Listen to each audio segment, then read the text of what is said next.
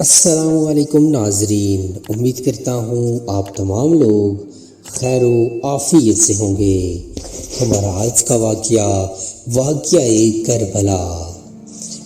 کربلا تاریخ اسلام کا وہ پرسوز واقعہ ہے جو قیامت تک نہیں بھلایا جا سکتا، جس میں نواسۂ رسول حضرت امام حسین رضی اللہ تعالیٰ عنہ شہید کر دیے گئے تھے۔ یزید خلیفہ مسند پر براجمان ہو چکا تھا اور اس لیے سب سے بڑا خطرہ اللہ اور اس کے رسول صلی اللہ علیہ وآلہ وسلم اور دین اسلام پر ڈٹ جانے والے حضرت امام حسین رضی اللہ تعالیٰ عنہ تھے، جنہوں نے نانا کے حق دین پر مر مٹنے اور اسے بچانے کی قسم کھا رکھی تھی۔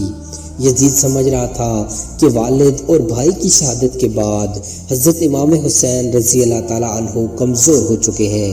اس نے سوچا اپنی طاقت کو مزید بڑھانے اور حکومت کو مکمل طور پر اپنے قابو میں کرنے کے لیے آپ رضی اللہ تعالیٰ عنہ کو رستے سے ہٹانا فائدہ مند ہوگا، لیکن اس سے شاید معلوم نہیں تھا کہ سردار جنت کے لیے دنیاوی خلافت کوئی معنی نہیں رکھتی۔ کوفہ والوں کے سینکڑوں خطوط حضرت امام حسین رضی اللہ تعالیٰ عنہ کو موصول ہوئے، جن میں یزید اور اس کے اعلی کاروں کے مظالم بیان کیے جاتے تھے اور دین اسلام کو درپیش خطرات سے آگاہ کیا جاتا تھا۔ ایک اطلاع آپ کو یہ بھی ملی کہ شراب نوشی عام ہو چکی ہے۔ اپنے والد امیر المومنین حضرت علی رضی اللہ تعالیٰ عنہ کی جائے شہادت پر جانے اور اپنے لوگوں کی رہنمائی کے لیے آپ نے مدینہ سے کوفہ جانے کا فیصلہ کیا۔ کوفہ کی طرف روانگی۔ چنانچہ رجب سن 60 ہجری کو آپ رضی اللہ تعالیٰ عنہ اپنے 72 ساتھیوں کے ساتھ مدینے سے کوفہ کی طرف روانہ ہوئے۔ براستہ مکہ حضرت امام حسین رضی اللہ تعالیٰ عنہ اپنے 18 اہل بیت اور 50 اصحاب کے ساتھ کربلا پہنچے۔ 8 ذی الحجہ کو آپ رضی اللہ تعالیٰ عنہ کو کوفہ والوں کی اس عہد شکنی کا اندازہ اس وقت ہو چکا تھا جب آپ نے اپنے چچا زاد بھائی مسلم بن عقیل کی شہادت کی خبر سنی، لیکن آپ نے اپنا سفر جاری رکھا۔ شاید آپ اپنے نانا حضرت محمد مصطفیٰ صلی اللہ علیہ وآلہ وسلم کی اس پیشن گوئی کا انتظار کر رہے تھے، جس کا ذکر حضرت محمد صلی اللہ علیہ وآلہ وسلم نے اپنی زوجہ ام المومنین حضرت ام سلمہ رضی اللہ تعالیٰ عنہ سے کیا تھا۔ بخاری شریف کی روایت کے مطابق آپ نے ام سلمہ رضی اللہ تعالیٰ عنہ کو مٹی دی اور کہا تھا کہ یہ کربلا کی مٹی ہے، جب یہ سرخ ہو جائے تو سمجھ لینا کہ میرے جگر کا گوشہ اور میرے گھر کا پھول حسین ابن علی شہید کر دیا گیا ہے۔ مقام کربلا۔ حضرت امام حسین اہل بیت کے ہمراہ 2 محرم الحرام سن 61 ہجری کو کربلا پہنچے۔ بعض روایات میں آتا ہے کہ جب آپ کی سواری کربلا کے ریگستان میں پہنچی تو آپ کے گھوڑے پر ایک عجیب سی کیفیت طاری تھی، جیسے وہ یہاں سے آپ کو لے کر دور بھاگنا چاہتا ہو۔ آپ نے پوچھا یہ کون سا مقام ہے؟ تو معلوم ہوا کہ یہ سرزمین کربلا ہے۔ آپ نے ارشاد فرمایا قافلوں کو یہاں روک دیا جائے، ہم یہیں پر قیام کریں گے۔ اصحاب نے آپ کے حکم کی تعمیل کی اور کربلا کے بنجر ریگستان میں خیمے لگا دیے۔ امام حسین رضی اللہ تعالیٰ عنہ کی دعا۔ آپ نے آسمان کی طرف دیکھ کر اللہ سے دعا کی کہ اے اللہ میرے نانا کے دین کی حفاظت فرما اور اسے زندہ اور آباد رکھ۔ آپ کو اطلاع مل چکی تھی کہ آپ کے چچا زاد بھائی حضرت مسلم بن عقیل، جن کو آپ نے اپنا سفیر بنا کر کوفہ بھیجا تھا، کہ وہاں کے حالات معلوم کر کے آپ کو خبر دیں، ان کو انتہائی بے دردی کے ساتھ شہید کر دیا گیا ہے۔ کوفہ کے لوگ جو آپ کو بار بار خطوط بھیج رہے تھے، وہ کوفہ کے گورنر ابن زیاد کے خوف یا لالچ سے حضرت مسلم بن عقیل کو تنہا چھوڑ کر جا چکے تھے اور وہ کوفہ کی گلیوں سے بالکل ناواقف تھے۔ ابن زیاد کے ایک سپہ سالار نے آپ کو امان کا وعدہ دے کر گرفتار کیا اور بعد میں انہیں کوفہ کے محل کی چھت سے دھکا دے کر شہید کر دیا۔ اپنے چچا زاد بھائی کی شہادت کا صدمہ اور کوفہ والوں کی بے وفائی کا افسوس آپ کو آگے بڑھنے پر مجبور کر رہا تھا، اور مقصد اتنا بڑا تھا کہ آپ پیچھے ہٹ نہیں سکتے تھے۔ غازی عباس خیمے لگ چکے تھے اور ترتیب کچھ یوں تھی کہ سب سے آگے پہلا خیمہ حضرت عباس رضی اللہ تعالیٰ عنہ کا تھا۔ یہ ایسے شہید ہیں جو غازی کہلاتے ہیں۔ حضرت عباس حضرت علی رضی اللہ تعالیٰ عنہ کی دوسری بیوی ام البنیائین سے ہیں۔ حضرت عباس رضی اللہ تعالیٰ عنہ کربلا کے میدان میں حضرت امام حسین رضی اللہ تعالیٰ عنہ کی فوج کے علمدار تھے۔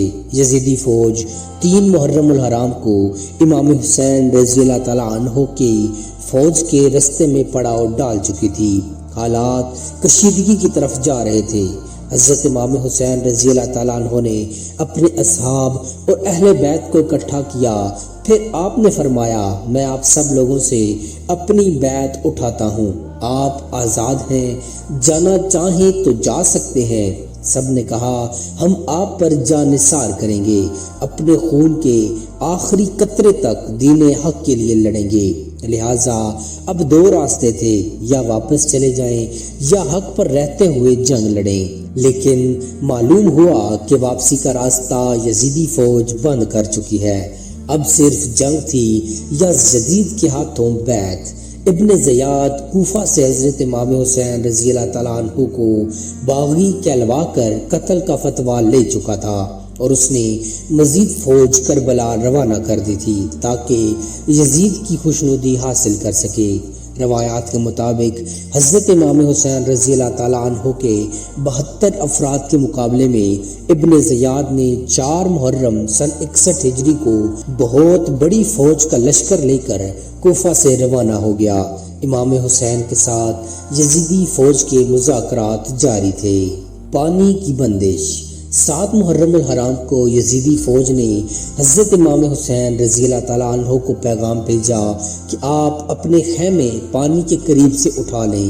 امام حسین رضی اللہ تعالیٰ عنہ نے پانی بند کرنے کا یہ ظلم اس لیے برداشت کر لیا کہ کہیں بعد میں لوگ یہ نہ کہیں کہ حضرت امام حسین اور یزیدی فوج نے تنازع پانی کا کیا جس پر لڑائی ہوئی۔ آپ نے ظلم برداشت کیا اور اپنے اصحاب کے ساتھ خیموں کو پانی سے دور لے گئے۔ تپتے صحرا میں جب لوگ پانی کی پیاس سے تڑپنے لگے، لوگوں نے پانی کا تقاضا کیا، لیکن یزیدی فوج نے امام حسین رضی اللہ تعالیٰ عنہ پر پانی بند کر دیا۔ امام حسین رضی اللہ تعالیٰ عنہ کسی صورت بھی یزید کے ہاتھ پر بیعت کرنے کو تیار نہ تھے۔ آپ نے فرمایا، ہمارا راستہ چھوڑ دو، ہم کوفہ یا کہیں اور چلے جاتے ہیں۔ لیکن یزیدی فوج کسی بدقسمت جانور کی طرح طاقت کے نشے میں چور تھی۔ اس کے سربراہ نے کہا، 2 ہی راستے ہیں، آپ یا تو بیعت کر لیں یا جنگ کے لیے تیار ہو جائیں۔ بعض روایات کے مطابق 9 محرم الحرام کو یزید کی فوج میں مزید جنگجو شامل کر دیے گئے تھے جو حضرت امام حسین رضی اللہ تعالیٰ عنہ کی فوج کے 72 جانثاروں سے جنگ کرنے کربلا میں آئے تھے۔ 9 محرم الحرام کی رات حضرت امام حسین رضی اللہ تعالیٰ عنہ کو یقین ہو گیا کہ یزیدی فوج آپ کا خون بہانے کے در پر ہے۔ آپ نے اپنے تمام اصحاب اور اہل بیت کو اکٹھا کیا اور فرمایا، آپ میں سے جو جانا چاہے جا سکتا ہے، دشمن اپنے لیے جہنم خریدنا چاہتا ہے۔ میری خواہش ہے کہ میرے نانا کی امت جہنم سے بچ جائے، لیکن وہ ہمارے خون کے پیاسے ہیں۔ روایات میں آتا ہے کہ حضرت امام حسین نے روشنی مدھم کروا دی کہ اگر کوئی جانا چاہے تو چلا جائے۔ کچھ دیر کے بعد آپ نے اپنا باوفا بھائی اور ساتھی کو کہا، عباس روشنی بڑھا دو، یعنی حضرت امام حسین کو یقین تھا کہ یہ میرا بھائی مجھے تنہا نہیں چھوڑے گا۔ حضرت عباس رضی اللہ تعالیٰ عنہ کی شہادت 10 محرم الحرام کا سورج طلوع ہوا۔ تمام اصحاب اور اہل بیت نے رات جاگ کر گزاری تھی۔ سب لوگ پیاس سے نڈھال تھے۔ 7 محرم کی شام کو حضرت امام حسین کے حکم سے حضرت عباس چند افراد کے ساتھ یزیدی فوج کو دھکیلتے ہوئے فرات سے پانی کا مشکیزہ بھر کر لائے تھے، لیکن 10 محرم کو فوج کئی گنا بڑھ چکی تھی۔ حضرت امام حسین کی 4 سالہ بیٹی حضرت بی بی سکینہ پیاس سے نڈھال تھیں۔ انہوں نے اپنے چچا حضرت عباس سے پانی کا تقاضا کیا۔ حضرت عباس، بی بی سکینہ اور حضرت علی اصغر کے لیے پانی لینے نکلے۔ آپ کے ایک ہاتھ میں علم تھا، دوسرے ہاتھ میں تلوار تھی۔ آپ نے مشکیزہ اپنی پشت پر لٹکایا اور حضرت امام حسین کی اجازت سے پانی لینے کے لیے روانہ ہو گئے۔ یزیدی فوج گھاٹ لگائے بیٹھی تھی۔ علی زادے کی ہیبت اتنی تھی کہ کوئی سامنے آنے کی جرأت نہیں کرتا تھا۔ یزیدی فوج کو پیچھے دھکیلتے اور روندتے ہوئے حضرت عباس پانی تک پہنچ گئے۔ آپ نے مشکیزہ پانی سے بھرا اور گھوڑے پر اپنے سامنے رکھ لیا۔ حضرت عباس تیزی سے خیموں کی طرف گھوڑا دوڑا رہے تھے کہ کسی تیر انداز نے ایک تیر مشکیزے پر مارا، جس سے پانی ضائع ہونے لگا۔ اپنی جان کی پرواہ کیے بغیر آپ نے تلوار والا ہاتھ مشکیزے کے پانی کو ضائع ہونے سے بچانے کے لیے استعمال کیا اور پرچم بلند رکھا۔ تلوار ہاتھ میں نہ ہونے کا فائدہ اٹھاتے ہوئے ایک یزیدی سپاہی نے، جو درخت کی اوڑ میں چھپا ہوا تھا، تلوار سے ایک زوردار وار کیا۔ جس ہاتھ میں علم تھا وہ بازو شہید کر دیا۔ حضرت عباس رضی اللہ تعالیٰ عنہ نے درد کی شدت کے باوجود علم دوسرے ہاتھ میں تھام لیا۔ چند تیر مشکیزے پر لگے، پانی تیزی کے ساتھ ضائع ہونے لگا۔ اسی اثنا میں آپ کا دوسرا بازو بھی شہید کر دیا۔ علی زادے کو بے دردی سے زخمی کر دیا گیا تھا اور آپ کے دونوں بازو شہید ہو چکے تھے، لیکن آپ ابھی زندہ تھے۔ شاید اسی نسبت سے آپ کو غازی کا لقب دیا جاتا ہے۔ ایک بدبخت نے پیچھے سے آپ کے سر مبارک پر برچھی کی ضرب لگائی اور آپ شہید ہو گئے۔ ایک ایک کر کے تمام اصحاب آپ پر جانیں قربان کر رہے تھے۔ امام حسین رضی اللہ تعالیٰ عنہ ان ظالموں کو آخر تک یہی ترغیب دیتے رہے، اے ظالموں، کیوں اپنے لیے جہنم خریدتے ہو؟ مگر آپ کی ایک نہ مانی گئی اور ایک ایک کر کے آپ کے سب ہی ساتھیوں کو شہید کیا جا رہا تھا۔ امام حسین رضی اللہ تعالیٰ عنہ کی شہادت۔ بالآخر آپ لڑنے کے لیے کربلا کے میدان میں اترے اور یزیدی فوج کی صفوں کی صفیں الٹ دیں۔ نواسۂ رسول صلی اللہ علیہ وآلہ وسلم قہر بن کر یزیدی فوج پر ٹوٹے۔ 10 محرم الحرام عصر کی نماز کا وقت ہوا۔ آپ گھوڑے پر سے اترے، ریت سے تیمم کیا اور نماز کے لیے کھڑے ہو گئے۔ یزیدی فوج کے بزدل سپاہی جو قریب ہی منڈلا رہے تھے اور حملہ کرنے کی جرأت نہیں کرتے تھے۔ حضرت امام حسین رضی اللہ تعالیٰ عنہ کے نماز میں مصروف ہونے کی وجہ سے آپ پر حملہ کرنے کی جرأت کر پائے اور چاروں طرف سے آپ پر تیروں کی برسات کر دی۔ نماز میں مصروف ہونے کی وجہ سے حضرت امام حسین کو تیروں کی تکلیف کا اندازہ نہیں تھا۔